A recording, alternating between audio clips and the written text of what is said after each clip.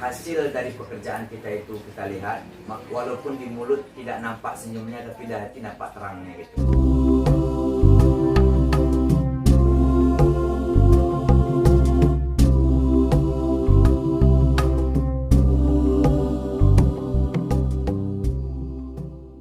Assalamualaikum warahmatullahi wabarakatuh. Selamat datang kembali di channel YouTube Pejuang Dakwah Agara. Karena hanya di channel ini kita akan membahas perjalanan seorang dai, seorang ustadz dalam menyebarkan syiar-syiar agama Islam di Kabupaten Aceh Tenggara. Pagi ini kita akan berbincang perjalanan dakwah seorang ustadz, seorang tengku. Kira-kira tempat tinggal beliau 15 menit dari sini. Kita akan menuju ke sana. Mudah-mudahan beliau ada di rumah dan kita tidak mengganggu aktivitas beliau.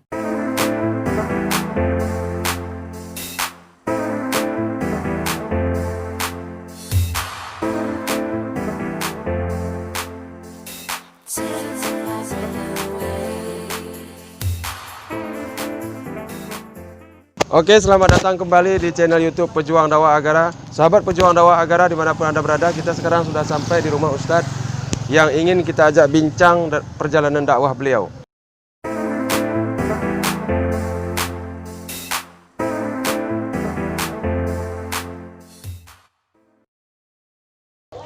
Sahabat Pejuang Dakwah Agara dimanapun Anda berada, kali ini telah hadir bersama kita Tengku Ustadz Fahrul Azmi. Assalamualaikum Ustadz. Ustadz, kita sekarang berada di channel YouTube Pejuang Dakwah Agara. Pertama kami ingin minta maaf dulu mengganggu aktivitasnya pagi ini Ustadz. Kita berada di channel YouTube Pejuang Dakwah Agara. Di channel ini kita ingin mengupas bagaimana perjalanan seorang dai, seorang ustadz dalam menyebarkan syiar-syiar agama Islam di Kabupaten Aceh Tenggara. Pertama kami ingin tahu Ustadz, mendengar kata dakwah, menurut Ustadz apa itu dakwah Ustadz? Ketika seseorang menyebutkan dakwah, maka timbul di feeling pribadi saya bahwa memindahkan satu bahasa aplikasi lapangan kepada bahasa dialog. Contohnya seperti menerangkan satu ayat Allah, hadis Rasul, supaya bisa dipahami dan bisa diamalkan oleh para pendengarnya. Itu yang menurut saya tentang dakwah. Itu dakwah. Kemudian Ustadz, sejak kapan mulai berdakwah di Aceh Tenggara? Pribadi. Sebagai pribadi. Pribadi seingat tahun 2009 pulang dari Jawa, datang ke pesantren, mengajar di pesantren. Setelah dari situlah, insya Allah sampai sekarang masih tetap berdakwah. Kemudian Ustadz, di kalangan masyarakat ada beberapa pendapat bahwa dakwah ini justru hanya tugas Ustadz. Nah, menurut Ustadz sebenarnya dakwah ini apakah tugasnya Ustadz saja atau semua kita adalah pendakwah? Bagaimana menurut Ustadz? Jadi yang dimaksud dengan dakwah itu kan menurut bahasa yang diambil dari Arabnya kan da'a, mengajak. Mengajak kebaikan. Jadi kalau mengajak kebaikan itu seharusnya jangankan dari pihak agama, tentunya dari pihak sosial antar manusia pun kita sudah ada mengajak kebaikan. Contohnya seperti ibu yang mengajak anaknya atau kawan yang mengajak temannya gitu kan, sama-sama bisa mengajak. Jadi fokusnya dakwah itu bukan harus ustadz di kalangan ustadz gitu. Jadi contohnya kita mau ngaji, ajak teman kita, itu juga namanya sudah dakwah. Berarti bukan hanya sekedar tugas ustadz. Bukan. Ustadz itu hanya menjelaskan yang kurang jelas dan kurang dipahami oleh pengamalan dakwah itu sendiri. Oke, Ustadz. Jadi di zaman teknologi sekarang ini Ustadz, dengan perkembangan zaman banyak para ustadz, para tengku menyebarkan dakwahnya melalui media sosial seperti Facebook, Twitter, Instagram, YouTube dan lain sebagainya. Menurut Ustadz, apakah cara dakwah seperti itu efektif di Aceh Tenggara? Kalau zamannya sekarang itu memang dialog manusia itu antar itu. Kadang-kadang untuk mengumpulkan waktu, mengumpulkan masa di satu tempat itu tidak cukup waktu. Makanya sekarang itu kalau menurut saya, kalau dari sosmed lah atau sosial media dengan tujuan berdakwah, bahkan lebih seperti muda-mudi kita sekarang itu lebih efektif. Bukan malah efektif atau tidak, lebih efektif dari sana. Karena ketiadaan waktu menghadiri satu acara yang besar-besaran seperti pengajian akbar gitu kan. Nah tapi kalau sudah ada dicantumkan di sosmed atau di YouTube atau di Facebook yang kita masukkan lah tulis sebagainya, mungkin di senggang waktu yang seperti tidak sempat balas WA atau kebetulan ada lagi WA, dilihat Facebook kayak gitu, oh ini ada dakwah. Kadang-kadang terpancing dari situ gitu. Iya, untuk melakukan sesuatu. Karena kan sifat dakwah itu, sifat penyampaian dakwah itu kadang-kadang kan ada yang menyentuh, ada yang kadang-kadang ketarikan dari lucunya atau dari kata-kata yang emosional yang dikeluarkan oleh pesan pendakwah gitu. Jadi menurut saya kesimpulannya kalau memang dari sosmed, bahkan sekarang di zamannya itu lebih efektif daripada kita buka besar-besaran atau kita undang gitu. Nah, itu banyak alasan bahkan. Jadi Ustaz, beberapa Ustadz di Aceh Tenggara ini mempunyai jargon tersendiri istilahnya untuk istilahnya menginformasikan kepada masyarakat. Kalaupun masyarakat tidak melihat wajah mereka, mendengar jargon ini, masyarakat sudah tahu bahwa itu adalah Ustadz itu, gitu. Ustadz Polan. Gitu. Jadi Ustadz dalam berdakwah mempunyai jargon tersendiri kah? Untuk mengingatkan masyarakat, oh ini Tengku ini, gitu. Gini, jadi kalau masalah itunya dulu pernah 1-2 kali ketemu sama jamaah ya di lapangan. Iya, kalau saya sendiri bukan jargon ke saya. Bukan dirujukkan ke saya, karena dulu kan almarhum bapak pernah di Aceh Tenggara ini terkenal beliau di tahun-tahun 85 atau 86 gitulah kurang lebih. Jadi suara beliau itu ada khas. Ada suara khas. Ada khas dari suara beliau itu. Jadi di usia-usia sekarang orang tua yang 70 atau 65 tahun mereka kenal. Itu makanya ketika mungkin ada acara Maulid Nabi atau Isra wal Mi'raj, ketika di mikrofon kayak gitu kan, di speaker, kadang-kadang orang itu bilang, ini kok seperti Tengku Sipolan yang dulu ya. Nah, jadi kemiripan itu yang mengundang mereka. Kalau dari pribadi, saya kayaknya belum pernah. Cuma kadang-kadang orang bilang kayak gitu, seperti suaranya Ustadz apa dulu. Nah, kalau orang-orang yang umur 70 tahun, itu yang mungkin menarik dia. Setelah selesai acara, baru mereka bilang, kok suaranya kayak bapak, memang anaknya, kata yang undang itu atau panitianya. Oh kayak gitu ya. Jadi kalau seperti kami ini masih pemula kan, masih baru di kalangan agama kayak gini atau religi, kita belum punya skill tersendiri gitu, khas sendiri. Atau ada yang skill Ustadz itu kan dari suara, betul, ada yang dari nada dialognya, atau seperti kita buatlah contoh Ustadz Habib Bahar dari emosional yang dikeluarkannya, seperti Ustadz Abdul Somad yang beliau selalu menyampaikan dengan sejuk, dengan perdamaian gitu, atau lain sebagainya ustaz yang lainnya gitu. Jadi kalau seperti kita pemula biasanya belum, karena jamaah kita itu masih di lokal-lokal, di kampung ke kampung, jadi belum ada. Jadi Ustaz, kira-kira kalau misalnya menjadi seorang pendai, secara materi sudah dipersiapkan Ustaz, dengan dalil-dalilnya sudah dipersiapkan. Menurut Ustaz, selain itu yang harus dikuasai seorang pendakwah apalagi Ustaz? Menurut pengalaman, ketika kita contohnya seperti kita datang ke tempat takziah, ceramah di tempat takziah, atau nanti diundang di pengajian khusus untuk ngaji yasinan, dia kan berbeda-beda bentuk. Terus yang di lapangan yang kita dapat lagi, beda kampung itu beda jiwa, beda cara menanggapi gitu. Contohnya kita diundang ke satu tempat, nanti daerahnya kebanyakan situ saudara kita yang orangnya orang Gayo. Nah, jadi kita pakai dialog itu kadang-kadang lebih banyak masuk ke sana gitu. Karena di lapangan orang itu kadang-kadang ayat itu nggak terlalu menyerap dia. Contohnya kita buat nanti satu dalil ta'muruna bil ma'ruf wa tanhauna 'anil munkar. Mereka bukan itu yang dicari. Yang dicari itu bagaimana cara kita menyampaikan, begini loh caranya mencegah. Begini loh caranya mengajak gitu. Jadi makanya yang selain dari dalil-dalil yang sudah kita memang punya sebagai dasar pondasinya, jadi cara penyampaian evaluasi kita itu lebih menjabar ke daerah mereka masing-masing gitu. Nah, itu yang perlu kita kuasai. Yang ada ya. Jadi saya kayak gitu. Selama 2009 berdakwah di Aceh Tenggara Ustaz, tentu banyak pengalaman suka duka yang dialami oleh seorang pendai siapapun dia. Jadi menurut apa yang bisa diceritakan Ustaz, suka duka seorang pendakwah yang Ustaz rasakan sebagai seorang pendakwah sejak dari 2009 hingga saat ini Ustaz? Pertama kami ingin dengar dukanya dulu Ustaz. Dukanya. Kalau dukanya biasanya karena kita masih sifatnya lokal di Aceh Tenggara, dukanya itu kadang-kadang kita buat janjian pengajian 1 minggu 1 kali di daerah tertentu.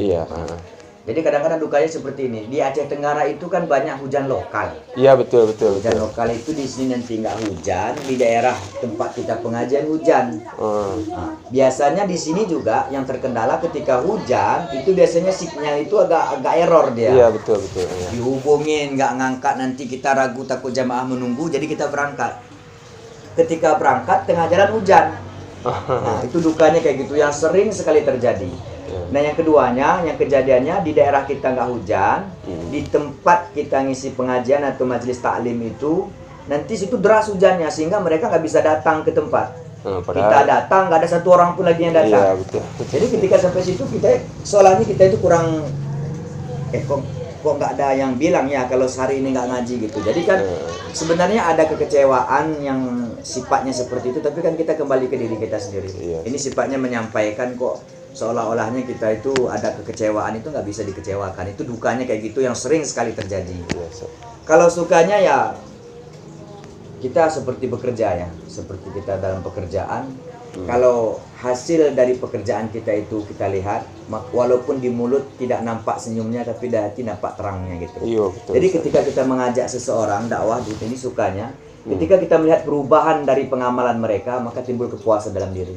Contohnya nanti ada satu jamaah, Ustadz, saya ini sudah sekian ini, sudah tidak ada bimbingan. Contohnya seperti jamaah di luar, suami saya. Dulu ketika suami saya hidup, itu kadang-kadang jadi penghalang bagi saya ingin mengaji, saya ingin mendalami ilmu agama. Suami saya bilang saya mau makan, saya mau ini, saya mau ditemani.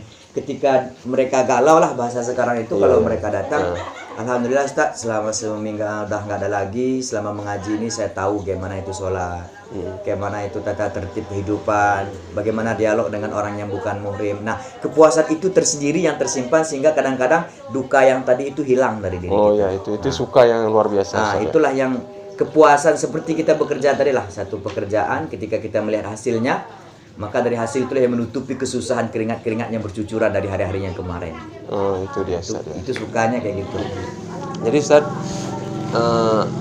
banyak daripada Ustadz, para pendakwah di Aceh Tenggara ini memiliki pendidikan formal, yaitu pondok pesantren. Kalau Ustadz gimana Ustadz, pendidikan formal?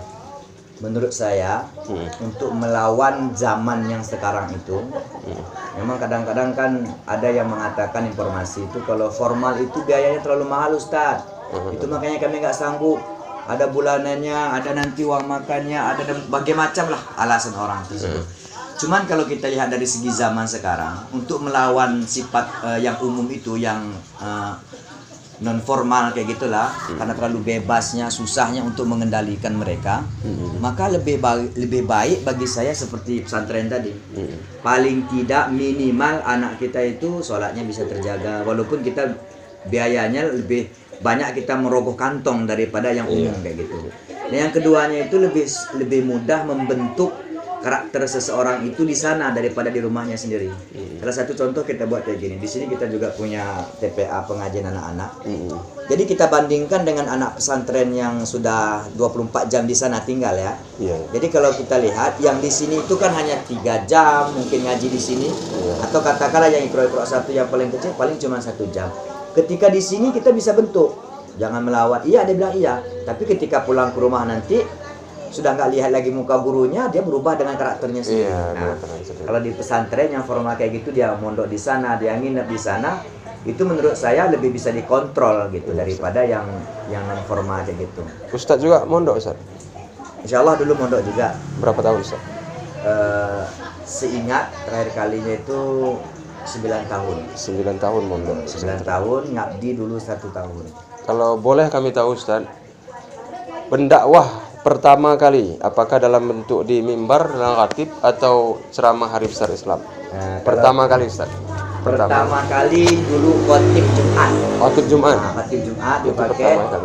Memang pertama-tama itu ya, seolahnya kita ada yang dipaksakan. Cuma karena mempertahankan nama bandit.